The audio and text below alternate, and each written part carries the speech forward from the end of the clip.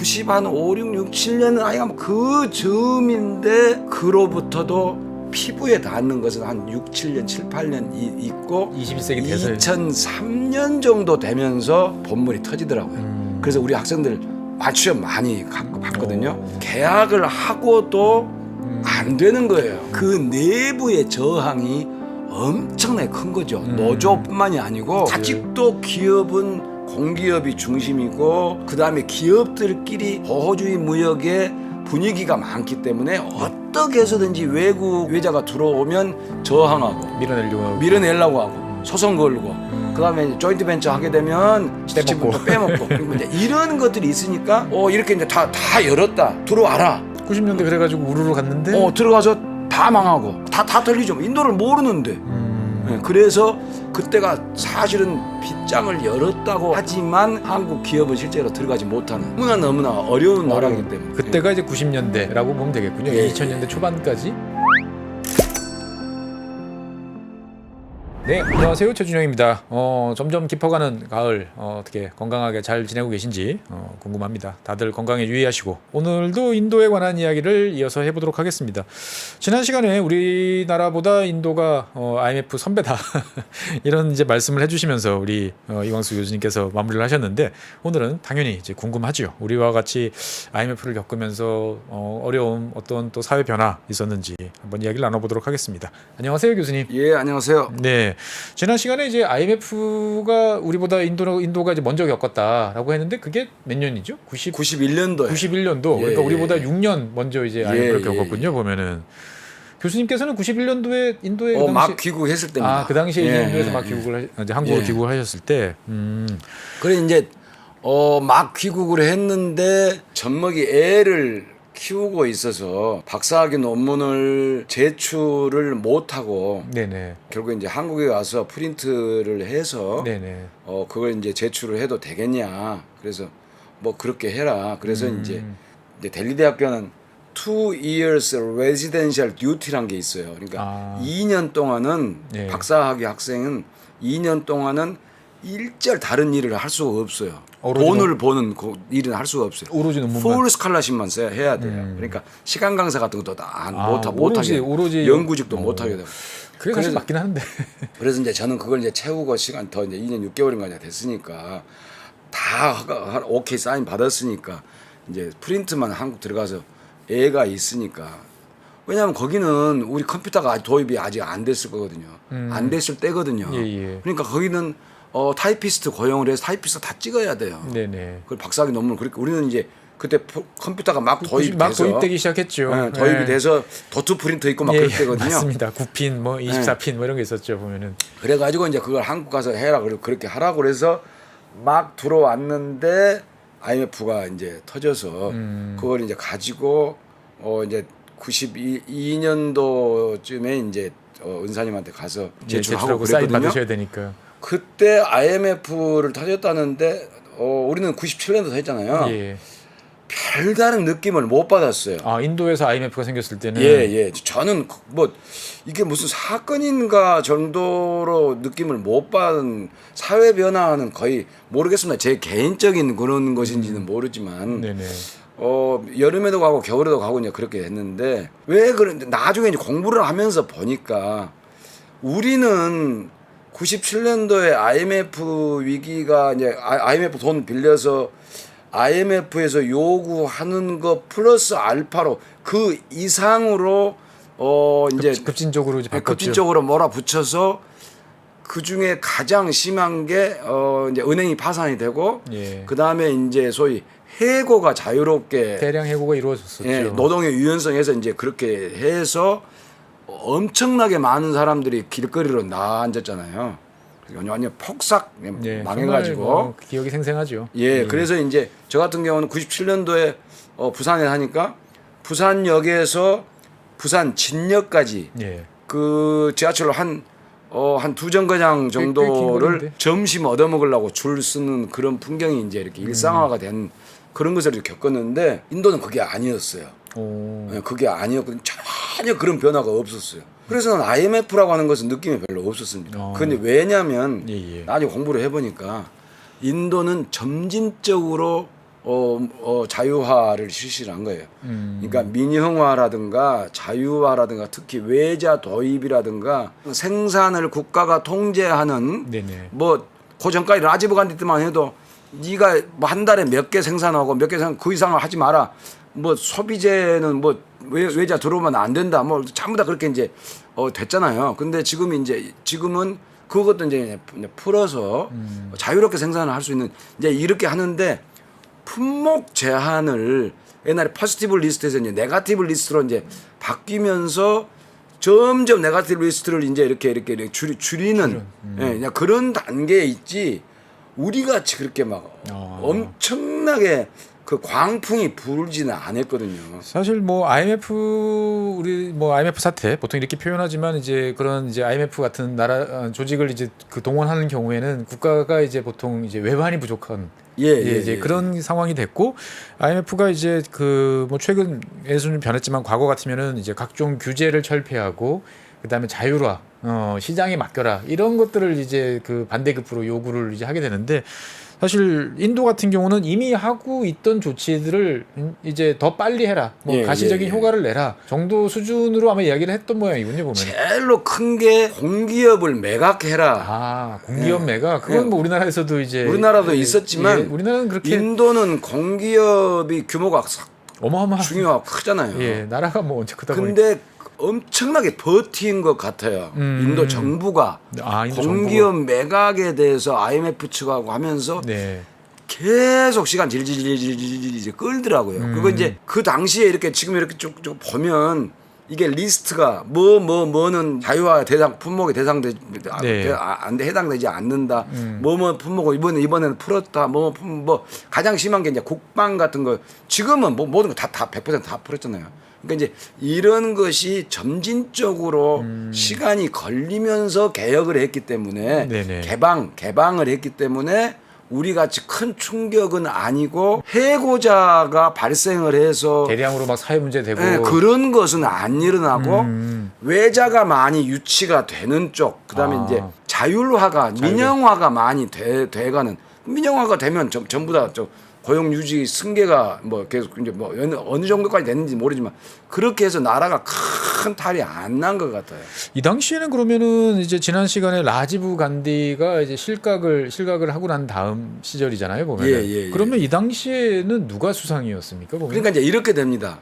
라지브 간디가 이제 89년도에 자기 그 국방부 장관 겸 경제 장관인데 저 VP 싱이 탈당을 해가지고 어떤 연립으로 해가지고 그 사람이 이제 그 소위 이제 그 OBC를 이제 들고 와서 저 선거를 해가지고 이기잖아요. 그 자나타달 그 사람들이 이제 이겨서 BJP도 그 안에 일부가 들어가 있고 연립 세력으로. 근데 이게 이제 1년 반 만에 이제 깨지게 되죠. 그리고 1년 반 만에. 그래서 다시 선거를 해서 이제 이쪽에서 연립정부가 라지브 간디 때 연립정부가 됐는데 그때 도와주는 쪽에 그러니까 인디언 내셔널 콩그레스가 아닌 쪽에서 찬드라 셰커르라고 하는 사람이 이제 수상이 되는데 얼마 가지 못하고 다시 선거를 해서 연정이 붕괴되고 다시 선거를 해서 이기게 되는 게 이제 91년도부터 라오라고 하는 나라시마 라오라고 하는 맘씨 좋게 생긴 아저씨 같은 사람이 있어요. 머리 벗어져 가지고 사진 보면 아마 보셨을 거예요. 이 사람은 인도에서 처음으로 정치인 출신 정치인이 아니고 경제 전문가 출신 정치인 관료가 출신. 수상으로 된 첫 번째 케이스가 라오 그리고, 수상.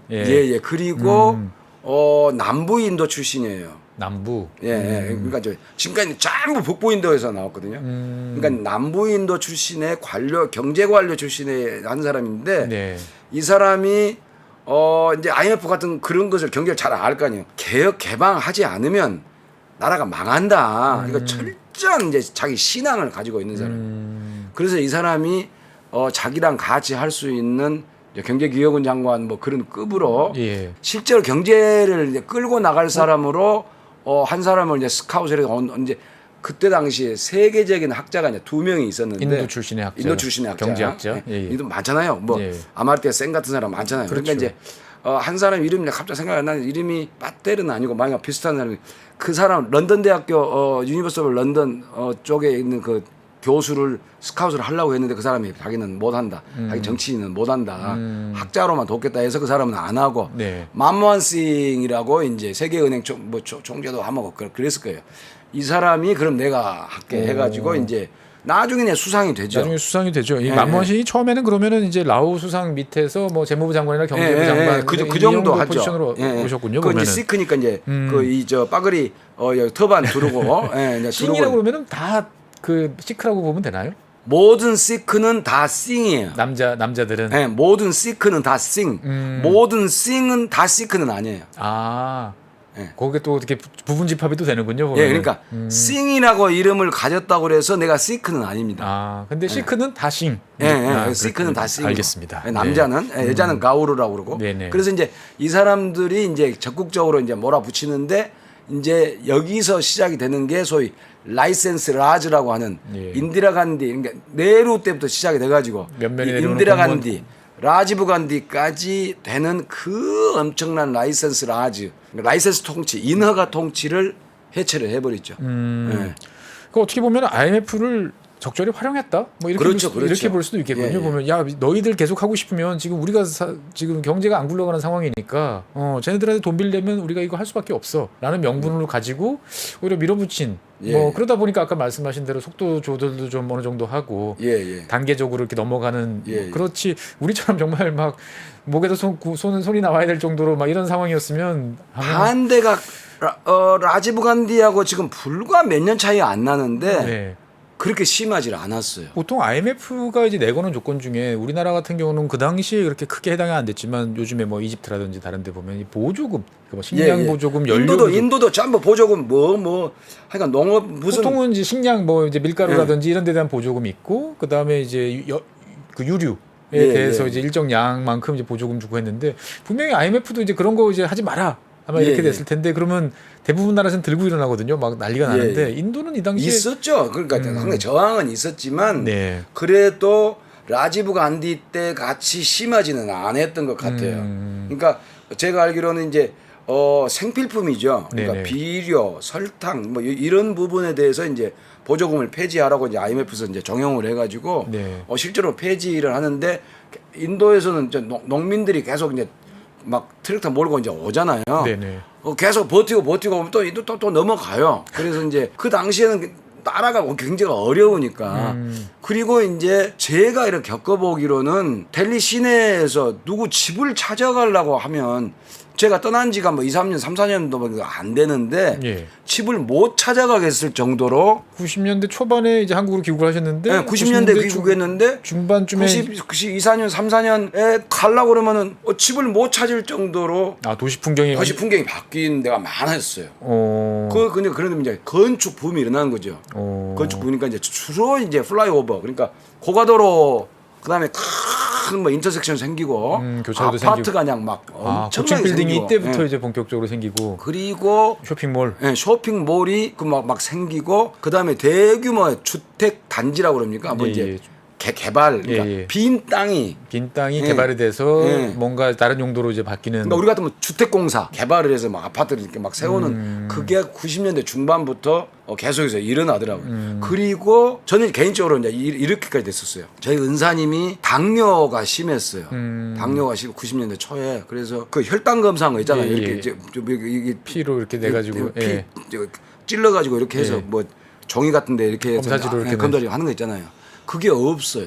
그 그게 당시에는 없었거든요. 인도 없었거든요. 그래서 그걸 제가 사가지고 붙여드리고 또 사서 또 갖다 드리고 그다음에 또 뭐 인슐린 뭐 약도 갖다 드리고 그냥 그랬거든요. 예. 그걸 90년대 중반쯤 가니까 이제 가져오지 마라 그러더라고요. 다 있다 여기도. 이제 있다.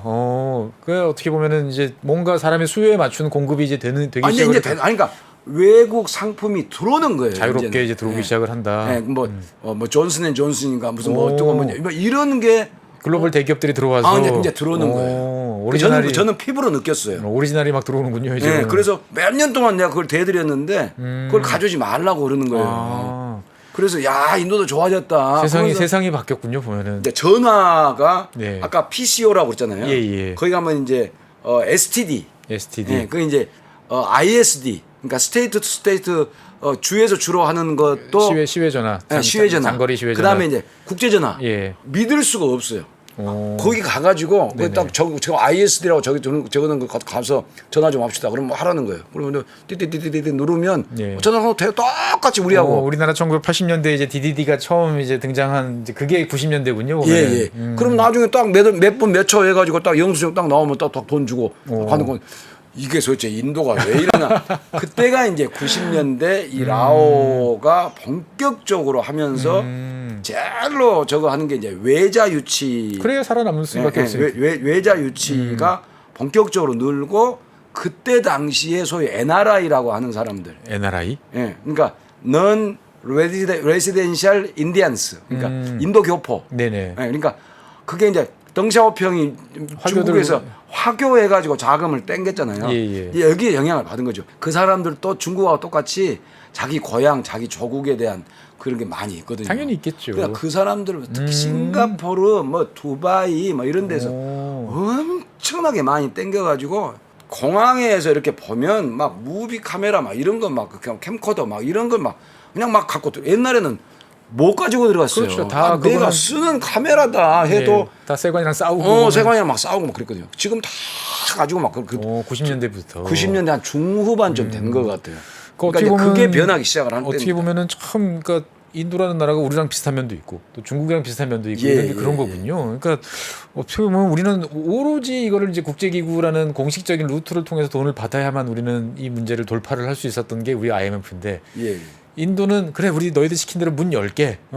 너희들이 시키는 조치는 우리가 차근차근 할 테니까 기다려 보시고 일단 돈은 그럼 우리가 규제를 풀 테니까 해외에 있는 우리 인도 교포분들 좀 국국에 투자해 주세요라는 것만으로도 어마어마한 변화를 이끌어낼 수 있었군요 보면은. 예. 그러니까 이제 인도는 지금도 제조업이 문제잖아요. 그렇죠. 제조업이 그 덩치에 비해서 너무 작으니까. 그러니까 제조업하고 인프라 예, 문제 그 가장 제일 큰 문제잖아요. 근데 이제 인프라는 저기에 뭐 어떻게 또 할 수가 없잖아요. 그런데 제조업은 사실은 할 수는 있었어요. 근데 라지브 간디가 본격적으로 못 했는데 이제 이때부터 본격적으로 이제 라오 만모한 싱 이제 그 두 사람이 해서 이제 제조업을 이제 본격적으로 만들기 시작을 하는 거예요. 최소한도 니들이 제조업해서 돈 벌겠다는데 우리가 뭐 제약 조건이나 이런 건 안 하겠다. 네. 하고 싶은 대로 해봐라. 네. 기본적인 것만 지켜라. 생산량 품목 뭐. 해서 그 안에서 해라 이런 것은 이제 안 한다. 네, 그래서 제조업이 상당히 많이 이제 그 당시에. 성장을 하기 시작을 하죠.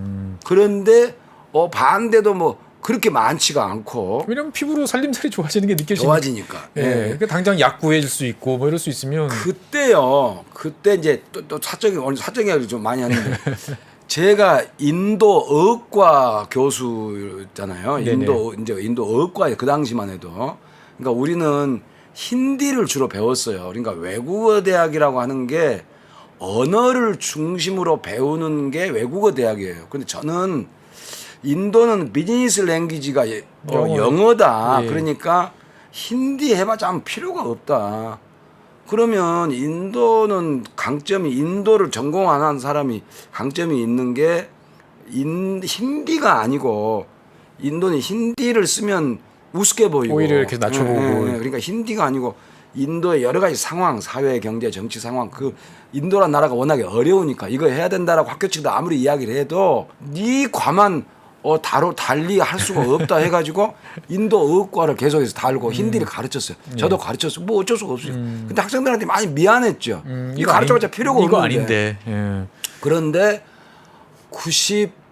한 6, 7, 7, 8 그 정도의 델리에 있는 코트라의 지사장이 그분이 따로 연락해서 이 교수 지금 본물 터진다. 아 인도가. 예, 이제 90한 6, 7년 뭐이 정도 됐을 거예요.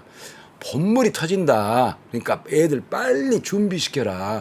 지금 내가 그랬어요. 아이고 형님도 참 한심하여 인도가 그렇게 안 바뀝니다. 그러니까 나보고 아니 이 사람아 내가 계약을 한 걸 다 가지고 있는데 뭐 들어오고 막 한국 기업들 지금 막 그때 이제 현대자동차가 첫 번째로 이제 처음에 이제 100% 지분을 가지고 이제 그 뭡니까 현대자동차가 이제 젠나이 그쪽에 타밀나도에다가 공장을 만들 그 당시 그때부터 처음으로 외국인이 100% 현대자동차가 인도 정부 수립 사상 처음으로 100%였어요. 아 그렇습니까? 인도 예. 공장이 그렇게 해서 만들어진 건가요? 예, 그러니까 정주영 회장이 그랬다고 돼요.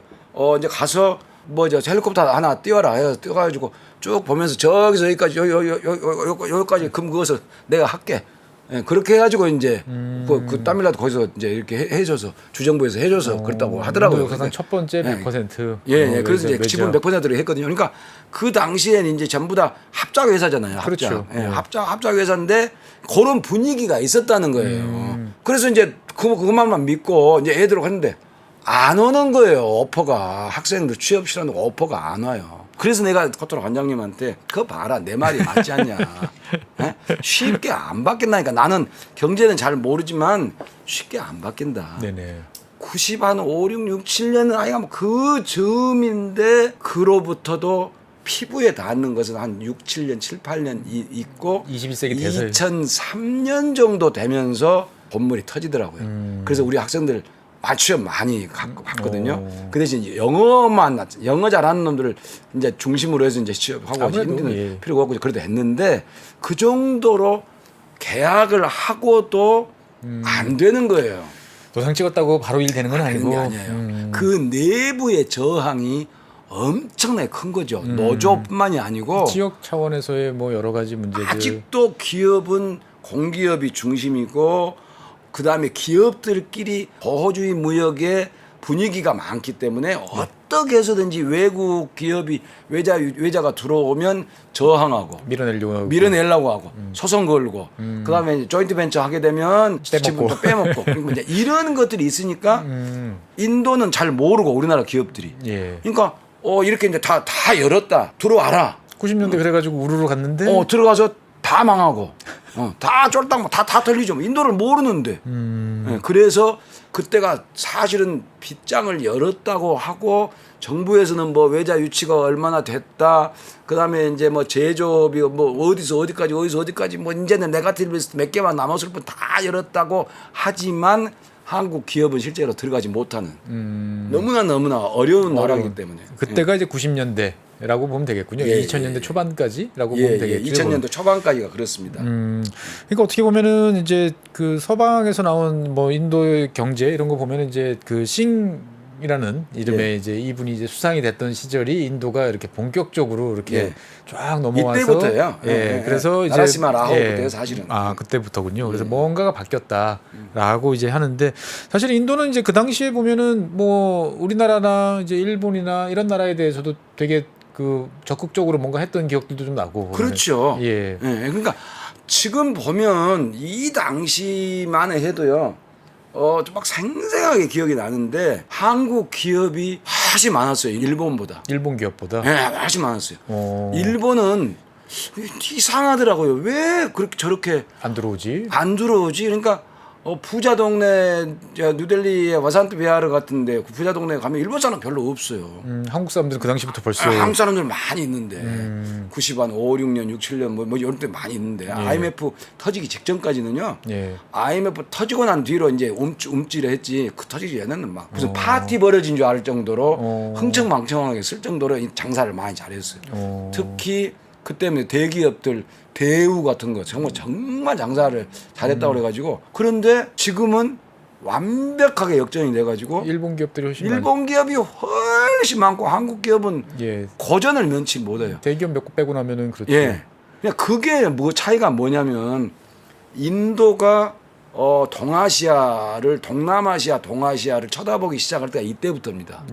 소위 이제 나라시마 라오가 소위 룩 이스트라고 하는 그 이제 동방 정책을 이제 펴기 시작을 한 거거든요. 그러니까 소위 동아시아, 일본, 한국, 대만 이런 걸 좀 보고 배우자 뭐 하는 이제 그런 것도 있고 동남아시아가 막 성장을 하니까 이제 그런 것도 있으면서 계속을 던지는 거예요.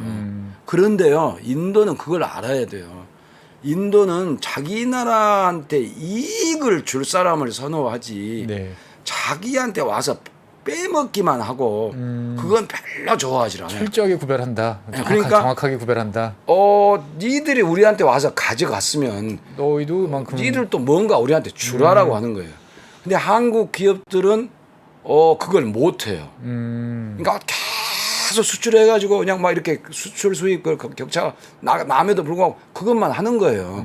근데 이제 일본은 국제적으로 소위 전략적 문제, 의제. 일본은 이제 우리보다는 이제 국제사회에서 더 뭐 영향이 훨씬 크니까. 크죠. 큰 손이죠. 네, 그러니까 인도 편을 많이 들어줬어요. 국제 전략, 군사, 외교 네네. 이런 데서 일본은 많이 이제 들어줬어요.